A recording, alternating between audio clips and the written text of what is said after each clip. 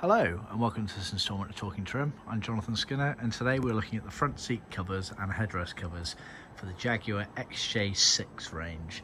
Now I've actually got a couple of different variants here.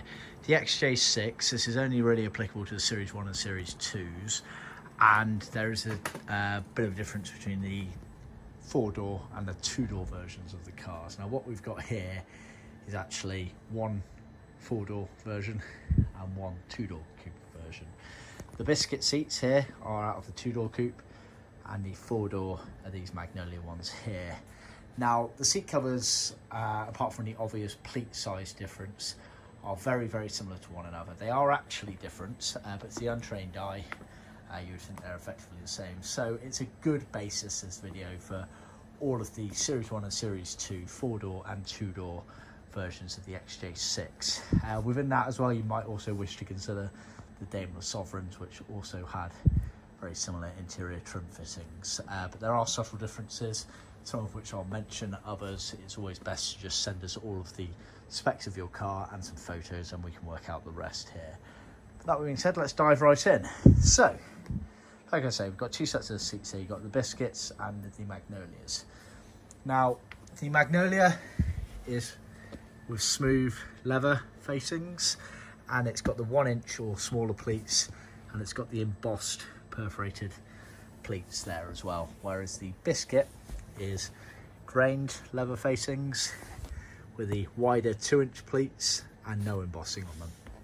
So depending on the exact era of the car or what Jaguar felt like on that particular day, you would vary between 1-inch pleats, 2-inch pleats and plain or perforated pleats on those as well. We say 1-inch, they're not exactly 1-inch, but near enough. And same with the 2-inch, so wide or narrow as some people refer them to, and also flutes they're often referred to. Apart from that, they're essentially identical, but not really. Bit of a pinch of salt, as with all of these classic cars, but for the concept of understanding the video, you can treat them as very similar at least. So the seat kit, obviously we sell it in car sets, so you get a pair of cushion bases, the bit your bum goes on, and a pair of backrest squabs that you lean against. You also get the materials for doing the back of the backrest there. The headrest covers, which I'll show you in a second, they are sold separately. All of it is included in part of our trim kit, so just bear that in mind. So with the cushion bases, the bit your bum goes on, they are slightly handed. You have a left and a right. We make it obvious in the packaging which one's which. But effectively they're leather faced to original spec, which means that all of this top area here is leather. So the side panels, the pleated panels, other side panel. Then the surround here is vinyl. We use Leathercloth for the piping as per original spec where colours allow. And then this back piece here, it's either a nylon-y material. We sometimes use moquette, we sometimes use vinyl, depending on the colour and what we have discussed with the customer basically. Originally they tended to use like a nylon-y scrim, normally a quite cheap material. Ultimately it's not seen when it's in the car, so I won't worry too much about it, but just bear that in mind. Exactly the same concept again, the only difference being obviously the pleat size there, but all of this top part here is leather, then the surround there is vinyl. On the underside you can see obviously a genuine tuck and roll pleats as of all of our seats. You get foam padding that goes round the outer perimeter of this here as per original spec. Moving on to the backrests, the squabs, same concept again. The bits that touch your body as you lie against them are leather. So these side bolsters here are leather, pleated panels obviously leather. The bottom part here is the same again, it's sort of nylon scrim or vinyl or moquette. But then the side panels here are vinyl on both sides, and this sort of top sort of surround, as it were, that goes around to the back is also vinyl.